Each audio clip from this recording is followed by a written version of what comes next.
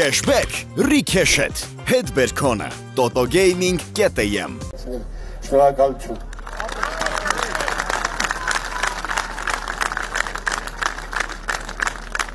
Ուրեմն ապրիլի 5-ին ասում ենք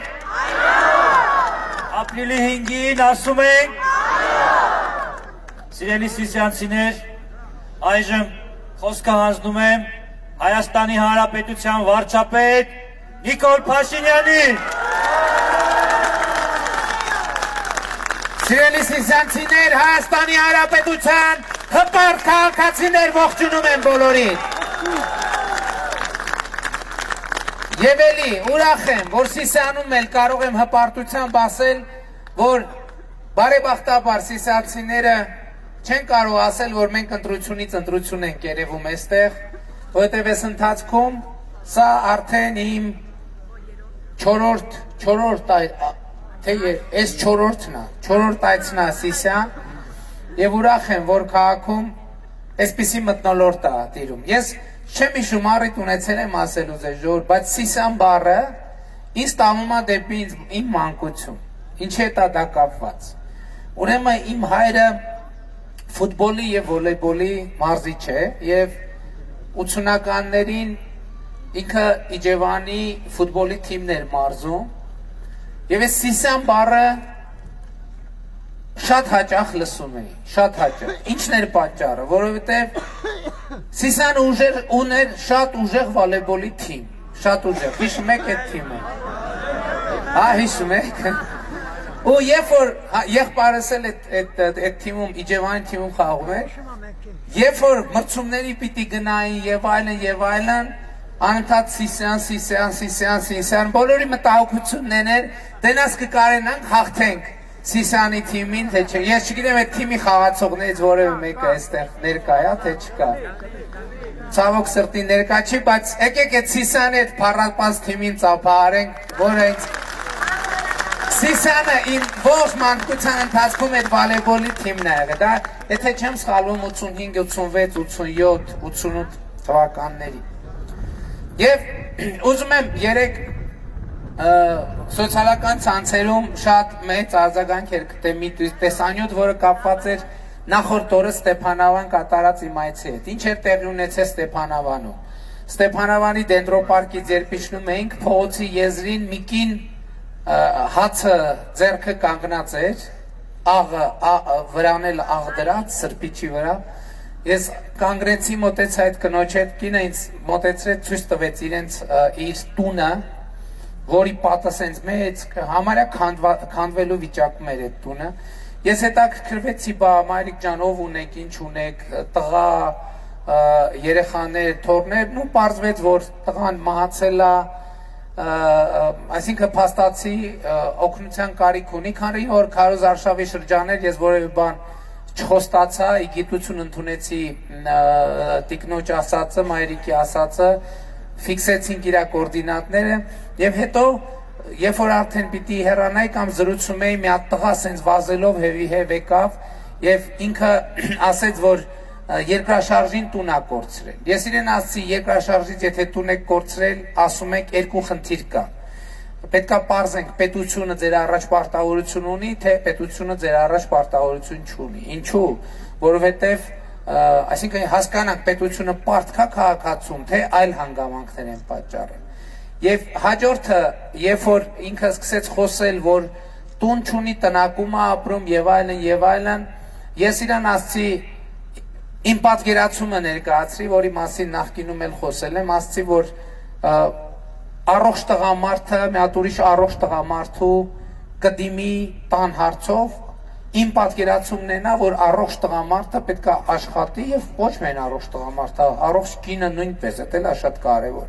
Եվ իր տան խնդիրը լուծի ուրիշ բան, որ պետությունը, կառավարությունը պետք է այդ աշխատելու հնարավորությունը ստեղծի։ Պետք է օգնի, որ մարդը որպես մասնագետ աշխատող ավելի մրցունակ լինի։ Եվ դրա համար մենք ինչ ենք անում։ Մենք ստեղծել ենք Աշխատիր Հայաստան ծրագիրը, որի իմաստը ինչ է, որ այն մարդիկ, ովքեր այսպես ասած աշխատաշուկայում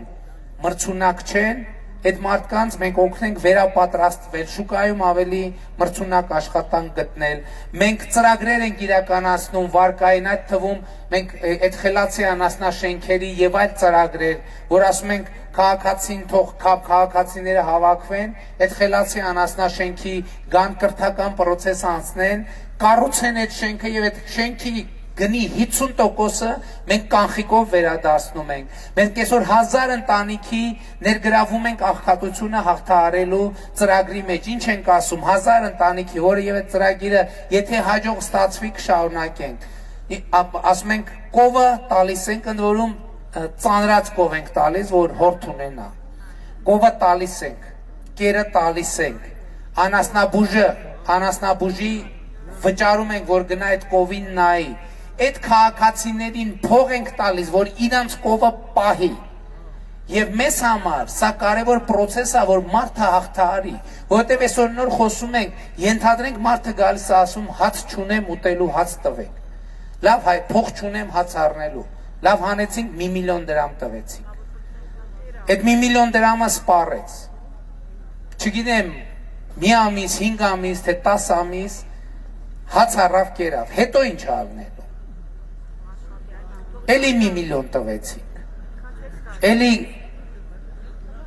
ուտելիք առավ կերավ, հետո ինչ առնելու, էլի 1 միլիոն տվեցինք, էլի, այդպես մինչև երբ ու այդպես քանի հոգու։ Եվ մեր խնդիրն է, որպեսզի մենք, ես նոր էդ ենք խոսում եւ էդ եմ ասում, ամեն օգնության մեջ պետք է զարգացման տրամաբանությունը լինի, որ մարդը զարգանա, ոչ թե մարդը ավելի խեղճանա, որ մարդը իր ուժին հավատա եւ ոչ թե իր ուժին չհավատա։ Հիմա երեք այս խոսակցությունը, որ եղել է, ասել եմ առողջ տղամարդ ես աշխատի, երեք տեսանյութ հայտնվեց, որտեղ այդ տղան եւ իր ընտանիքը պատմում, որ այդ տղան առողջական խնդիրներ ունի եւ այլն։ Եվ հիմա ես ուզում եմ վերլուծեմ իմ գործողությունները, արդյոք ես այս խոսակցության մեջ ինչ որ բան մեր սիրելի քաղաքացուն, մեխակին, մեր առաքելյան ինչ որ բան սխալ եմ ասել կամ սխալ եմ արել։ Ես երկու սխալ ուզում եմ խոստովանեմ, որ թույլ եմ տվել։ Առաջինը, ես գնահատել եմ մարդու առողջական վիճակը գնահատելու իմ ընդունակությունը եւ թերագնահատել եմ այն հանգամանքը, որ քաղաքացին, քանի որ խոսում է վարչապետի հետ, կարող է կաշկանդվել, ասել գիտես ինչ, ես իրականում առողջական լուրջ խնդիրներ ունեմ եւ ես իմ երկու սխալի համար ուզում եմ մեխակիցել Առաքելյան եւ ձեր բոլորից, Հայաստանի Հանրապետության բոլոր քաղաքացիներից ներողություն խնդրել։ Բայց ես ասել եմ, որ մենք մարդ ենք, սխալական ենք, այո, կարող է սխալվենք, բայց մենք նենք եւ անազնիվ բան քաղաքացու նկատմամբ չենք անի, մանավանդ որ հիմա համոզված եմ, որ մեր մեխակ այդ խոսակցության ընթացքում արդյունքում եւ նրա ընտանիքը հայտնվել է համընդհանուր ուշադրության կենտրոնում եւ ես հույս ունեմ, որ այն աջակցությունը, որ նա կստանա, կլինի զարգացման աջակցություն։ Ոչ թե նա, որ հաջորդ անգամ ինձ հանդիպելիս, օրինակ գիտեք ինչ, ես տենց բաներ կան, մի քանի անգամ տենց երևույթների հանդիպել եմ։ Օրինակ եղել են անտուն ընտանիքներ, մի քանի հասարակական կազմակերպությունների հետ քննարկել եմ, մարդկանց տվել են տուն, ասենք սեպտեմբերին տվել են տուն։ Ու այդ մարդը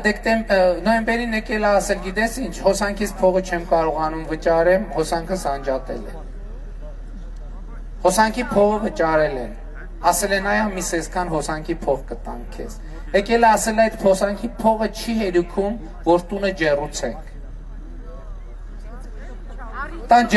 Ես նկատի ունեմ, այդ պարզ է, որ քաղաքացուն մենք պետք է քաղաքացու կողքին լինենք, բայց եթե մենք նրան չենք օգնում, որ ինքը ոտի կանգնի, դա վատություն է մարդուն։ Մենք պետք է օգնենք, որ մարդը զարգանա, իր ուժերին հավատա։ Այս մեր հեղափոխությունը մի բանի մասին է, ինչա փոխվել հեղափոխություն, ինչի չէր տեղի ունենում, որտեղ մենք գալիս ենք ամբողջ հանրապետությունում, ասում ենք ժողովուրդ ջան, եկեք հավաքվենք, ասում են լավ, մենք ինչ կարանք անենք, որ լավ դու ինչ կարաս անես, լավ մենք ինչ կարանք անենք, լավ մարդ ով է, լավ քաղաքացին ով է, եւ մենք ցույց տվեցին եւ ով է քաղաքացին։ Հաջորդ քննադատությունը, որ այդ եւ այդ կարգի խոսակցությունների մեջ կա, այնա, որ ես այդ խոսակցություններում ասում են, որ ես մի քիչ ագրեսիվ եմ պահում ինձ, ու դա ճիշտ է։ Բայց դա պատճառ ունի, եւ այդ պատճառը կապված է Հրանտ Մաթեոսյանի ծառերը, մի րոպե, ծառը թե ծառերը։ Ծառերը պատմվածքի հետ։ Մի անգամ ես Հրանտ Մաթեոսյանի ծննդյան օրը այդ պատմվածքից կարդացել եմ։ Սյուժեն այնպիսին է, որ մայրը խոսում է տղայի հետ։ Այդ պատմվածքը ըստ էության մոր երկխոսությունն է տղայի հետ։ Եվ սկսում է հետևյալ բառերով։ Չեմ երկու բան կանեմ, արտահայտություն կմեջքեմ։ Մայրը դիմում է որդուն, ասում է լավը չես, խեղճ ես, լավը չես։ Իմ ագրեսիվությունը սրա հետ է կապված, որովհետև ես ատում եմ Հայաստանի Հանրապետության քաղաքացու խեղճությունը։ Ես չեմ ուզում, որ Հայաստանի Հանրապետության քաղաքացին խեղճ լինի։ Որովհետև Հրանտ Մաթեոսյանի պատմվածքի մեջ մայրը դիմելով որդուն, ասում է քոնը խիղճ չի, քոնը խեղճություն է։ Մենք բոլորս պետք է ատենք մեր խեղճությունը։ Մենք պետք է մեր ոտերի տակ տանք մեր խեղճությունը։ Մենք մեզ թույլ չպետք է տանք խեղճ լինենք։ Որովհետև մենք Հայաստանի Հանրապետության հպարտ քաղաքացի ենք, մենք նոքար չենք, մենք տանտեր ենք, մենք մարդ ենք, մենք արժանապատիվ ենք, մենք Արցախում հաղթած, Արցախում զոհված, մեր ազատամարտիկների հերթնորդներն ենք, մենք պատասխանատվություն ունենք նրանց առաջ, մենք մեկին խեղճ տենալից չպետք է գնանք և նրան ավելի խեղճացնենք, պետք է կռիվ տանք իր հետ, իր խեղճության հետ, պետք է կռիվ տանք, պետք է ասենք չենք թողելու, կռիվ ենք անելու, ագրեսիվ ենք լինելու։ Եվ ես հանրաքվեն նաև դրա համար է, հեղափոխությունը ընդդեմ խեղճության էր, հեղափոխությունը ընդդեմ հայի լալկանության էր։ Ես էլի մի բանաստեղծություն, որ գրել եմ էլի բանի մասին, այդ մեր որ ջոկատով բան էինք անում, Մարտակերտում ենք 16 թվին, ընդեղ մի հատ տող կա, սենց է Տիգրանի քաղաքի լանջերից հորիզոնն է բացվում անսահման, դարեր անց մենք այստեղ ենք նորից, մենք կանգնած ենք հեռվին հանդիման ու հաջորդ տողը։ Մեր սարերը, մեր բախտը, մեր լացը, մենք ճեղքել ենք, հաղթել ենք նրանց, հորիզոնը արդեն մեր դիմաց է, թիկունքում մեր արտերը կանաչ, սա է Հայաստանին պատկերացումը, մեր խնդիրը սա, մենք մեր լացը պետք է հաղթահարենք, մենք մեր խեղճությունը պետք է հաղթահարենք, այն բանը, այն կերպարը, որ հայ գաղթականը ցուպը ձեռքին աշխարհի աշխարհ, չկա աշխարհի աշխարհ, կա Հայաստան, կա Արցախ,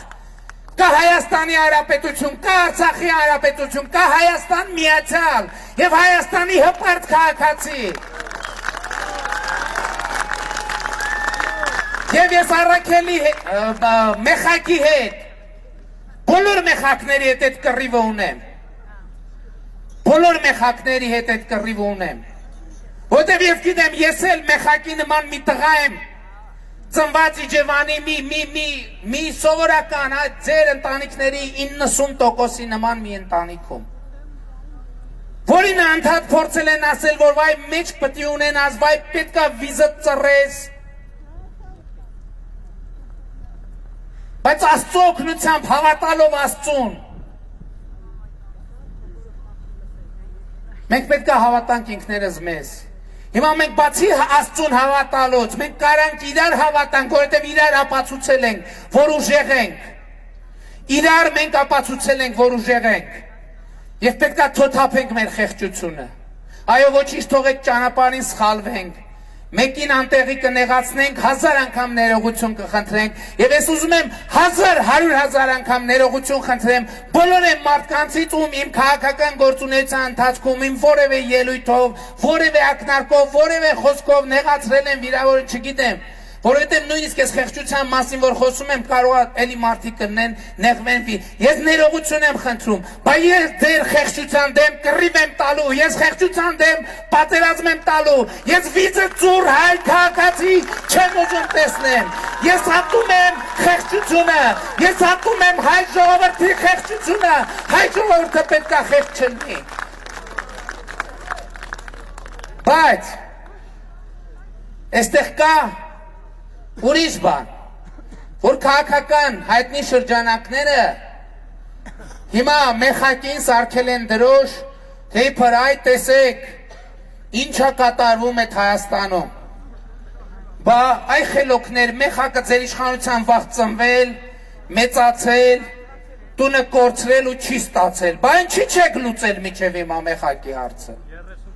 Բա 50 անգամ հայտարարել եք աղետի գոտի հասկացությունը վերացնելու մասին, ինչի չեք վերացրել։ Բա մեխակը ինչի է այդ առողջական վիճակի։ Եվ մենք ինչ ենք արել, որ այսօրվա մեխակը այդ առողջական վիճակի չլինի։ Ես տվյալներ ունեմ մեր սերունդի առողջական վիճակի մասին։ Բայց ձեր իշխանության օրոք են այդ երեխեքը ծնվել մեծացել։ Եկեք նայենք, տենանք մեր մինչև 20 տարվա բնակչության առողջական վիճակը, տեսնենք մեր բնակչության քանի տոկոսը ունի լրջագույն առողջական պրոբլեմներ, մինչև 20 տարեկանների, դա է ձեր իշխանության գնահատականը, բայց մենք ինչ ենք արել, մենք ասել ենք մինչև 18 տարեկանների ամբողջ բուրս սպասարկումը անվճար է,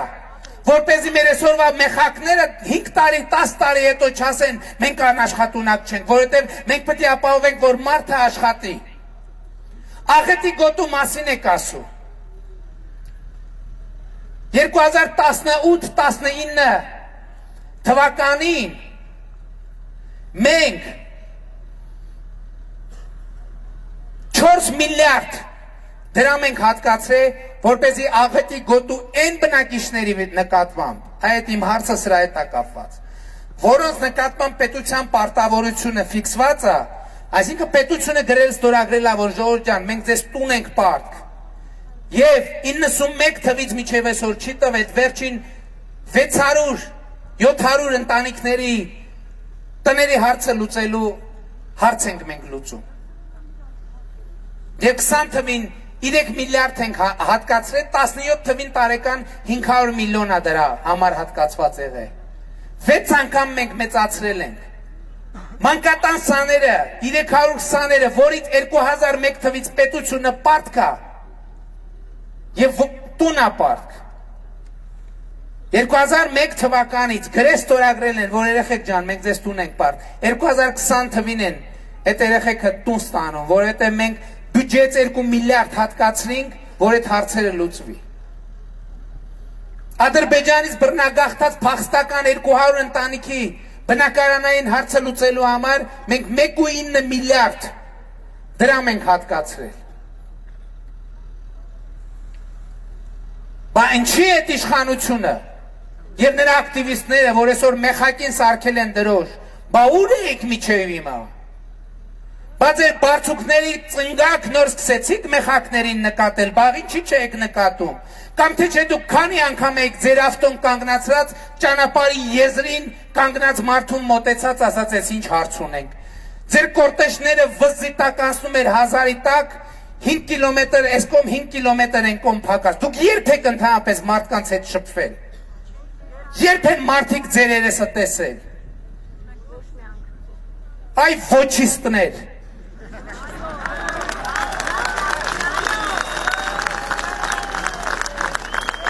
Հիմա էլ ուրիշ թեմա են դրել շրջանառության մեջ կառավարության պարգևավճարների թեման։ Թե ուզում են ցույց տալ, որ այ կառավարությունը օրինական ձևով պարգևավճարներով թալանում է պետական բյուջե։ Ես ուզում եմ ասել հետևյալը։ Հա, շատ կարևոր է արձանագրում, մեզ վերջերս սկսել են այդտենց խառնել, որ բարձրաստիճան պաշտոնյաները պարգևավճար ստանում են իմ անձնական որոշման, բայց ես վարչապետ լինելու օրվանից մի կոպեկ պարգևավճար չեմ ստացել։ Ես ուրիշներին եմ նշանակել, ինչու, որպեսզի այդ նախարարները, փոխնախարարները կենտրոնանան իրանց գործի վրա եւ ժողովրդի համար ապահովեն արդյունքներ։ Ապահովել են արդյունքներ, թե չէ։ Բա որ այդ նոր ասում է 3 միլիարդ, 2.5 միլիարդ հավելյալ աղետի գոտուն։ Բայց մեխակներ են։ 750 մեխակների տնով ենք ապահովում մենք։ 2018 թվականին է 230 մեխակների ենք տնով ապահովել։ Բայց նման կատանսաները 300 մեխակներ են։ Այդ մեխակներին տներ ենք տվել, բայց բռնագաղթածները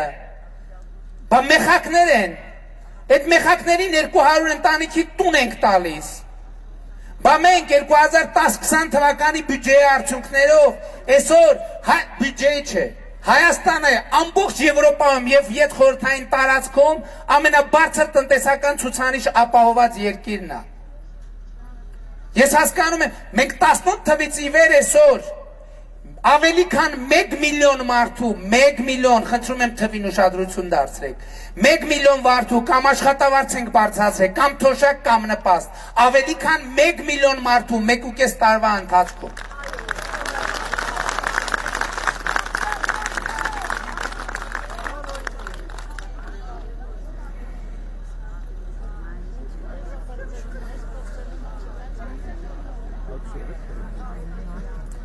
Առողջապահության ոլորտի ծախսերը ավելացրել ենք 17 թվի ամեմատ 30 միլիարդ դրամով։ Այդ գումարը, որ ձեզ է տրվում, սիրելի հայրենակիցներ, կապիտալ ծախսերը 50 միլիարդ դրամով ենք ավելացնել։ Այդ ճանապարհներ են եւ դպրոցներ են, որ ձեր եւ մեր բոլորից ձեր ու մերը որն այն էլ ասում եմ ձեր, մեր մեզ համար է սարքում։ Սոցիալական ծախսերը 17 թվի համեմատությամբ ավելացրել ենք 82 միլիարդ դրամով, 82 միլիարդ դրամով։ Եթե մենակ այդ պարգևավճարների թեման նայենք, ամենաճոխ հաշվարկներով մենք 20 թվականի բյուջեի համար 1 միլիարդ դրամ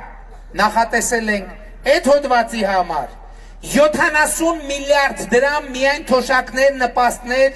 աշխատավարձեր բարձրացնելու համար։ Ես այս առողջապահական ծախսերը նույնիսկ չեմ էլ բանանում։ Այսինքն, եւ ես այդ որոշումը ճիշտ եմ համարում։ Եվ ձեզ խնդրում եմ, աջակցեք այդ որոշումը, որովհետեւ մենք պետք է իմանանք, բացառենք մի իրավիճակ, որ պետական կառավարման համակարգում աշխատում են միայն մարդիկ, ում աչքը ուրիշների գրպանին է, կամ էլ ովքեր չունեն բավարար պրոֆեսիոնալ մակարդակ։ Այո, վճարում ենք եւ ես բոլոր նախարարներից պահանջելու եմ խիստ արդյունավետություն։ Բոլորից, առանց բացառության։ Ով արդյունավետ չեղավ, հանգիստ խղճով իրան ուղարկելու եմ իրագործի։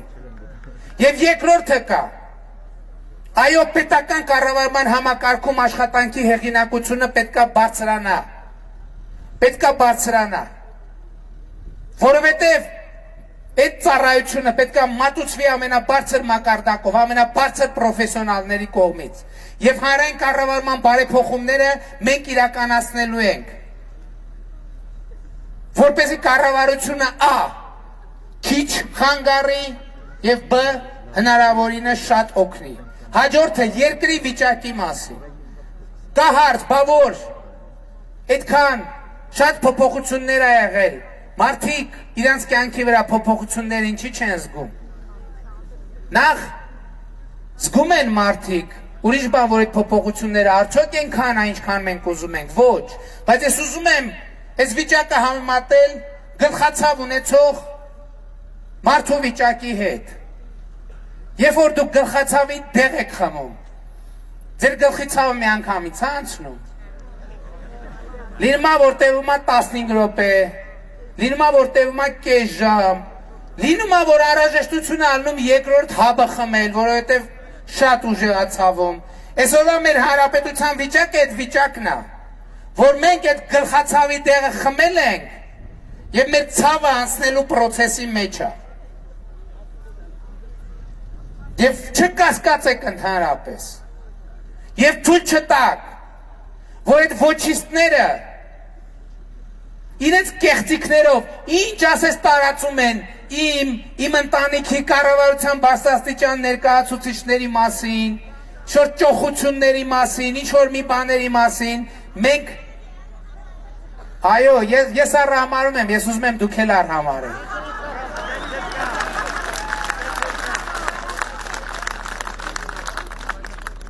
Եվ իրականում այո, սա թվում է թե սահմանադրական դատարանի հետ կապված սահմանադրության մի հոդվածի փոփոխման հարց է, բայց իրականում այս ամեն ինչը կապ ունի։ Այն քաղաքական համակարգին ձեռ էր տալիս, որ քաղաքացին լինի խեղճ, որտեղ ինչքան խեղճ այնքան լավ։ Սերժ Սարգսյանի եւ Ռոբերտ Քոչարյանի իշխանությունը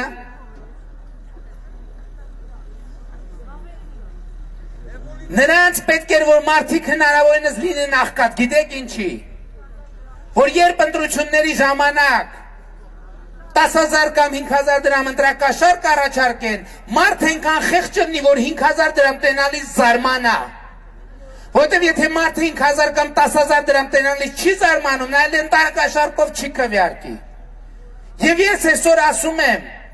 մենք ունենք խնդիր մեր խեղճությունը, մենք ատում ենք խեղճությունը մեր քաղաքացու։ Մենք պետք է քաղաքացու հետ կռիվ տանք, որ ինքը իր խեղճությունը հաղթահարի։ Իհարկե, ստեղծելով պայմաններ, օգնելով, աջակցելով, քաջալերելով, բայց խեղճությունը պետք է հաղթահարի։ Այս այոն խեղճության հաղթահարման այոն է։ Հարցը հետևյալն է, արդյոք դուք պատրաստ եք հաղթահարել այդ խեղճությունը։ Արդյոք անհրաժեշտ է հաղթահարել այդ խեղճությունը։ Այս հարցին առաջարկում է երկու պատասխան։ Մենք առաջարկում ենք այո, ոչիստները առաջարկում են ոչ։ Բոյկոտիստները ոչն ու բոյկոտը ասում են մի գնացեք։ Գիտեք ինչի են ասում մի գնացեք, որտեվ իրանք ասում են կոնտեքստը հետևյալն է, դուք քաղաքացին խի պետք է որոշի, մի գնացեք, մենք ձեր տեղը սա հարցերը կորոշենք։ Ոչ, ոչին ոչ, հոյակապ,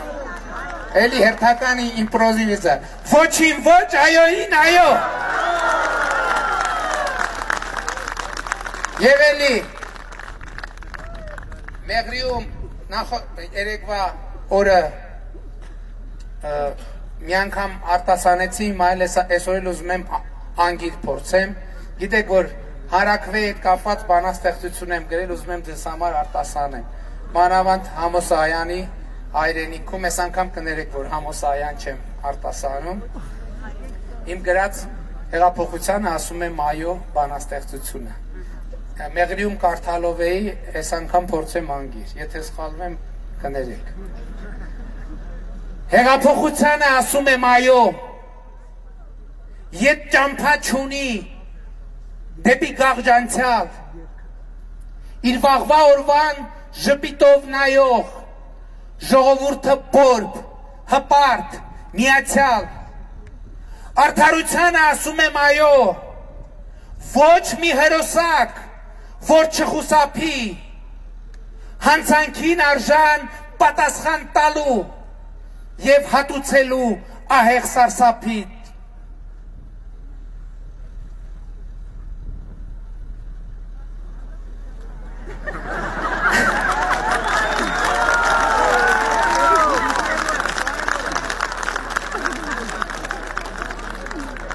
Ազատությանը այո եմ ասում, իմ ձեռքերով եմ նվաճել քանզի, երկար տարիներ դավերով բազում, ինձանից խլված արժեքն այդ հազիվ, այո եմ ասում նոր Հայաստանին, երջանիկ հզոր, ինքնիշխան, ազատ և ժողովրդիս ասում ընտանիք, և հայրենիքիս օջախ հարազատ, հեղափոխությանը ասում եմ այո, ետ ճամփա չունի դեպի գաղջանցյալ, իրապագային ժպիտով նայող ժողովուրդը մեծ, հպարտ, միացյալ եւ ուրեմն կեցե ազատությունը, կեցե Հայաստանի Հանրապետությունը, կեցեք մենք եւ մեր երեխաները, որ ապրում ենք եւ ապրելու ենք ազատ եւ երջանիկ Հայաստանում, սիրում եմ բոլորիդ, հպարտանում եմ բոլորովդ եւ խոնարհվում եմ բոլորիդ առաջ Հայաստանի Հանրապետության հպարտ քաղաքացիներ, Հայաստանի Հանրապետության հպարտ քաղաքացի, դուխով ժողովուրդ ջան, դուխով